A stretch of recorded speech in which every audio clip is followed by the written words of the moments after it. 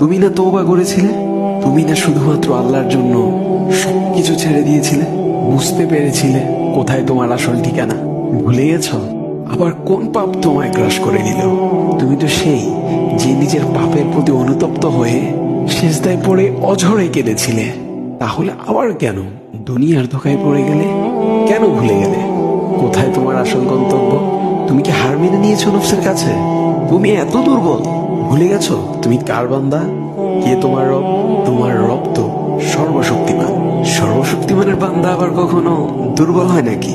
মৃত্যু পর্যন্ত লড়ে যাও তুমি। শয়তানকে দেখিয়ে দাও তোমার ইমানের পাওয়ার। শয়তানের ধোকায় পড়ে অনেক পাপ করে ফেলেছো, তাই নিরাশ হয়ে গেছো তুমি, তাই না? তুমি কি জানো না তোমার রব কতটা মহান? তিনি তো তোমাকে ক্ষমা করার জন্য অপেক্ষা করছেন। তাই ফিরে আসো সেই রবের দুয়ারে, যার দুয়ার কখনো বন্ধ হয় না। ভিডিওটি ভালো লাগলে একটি শেয়ার করে দিবেন, হয়তোবা আপনার একটি শেয়ারও কারো হেদায়েতের উসিলা বনে যাবে।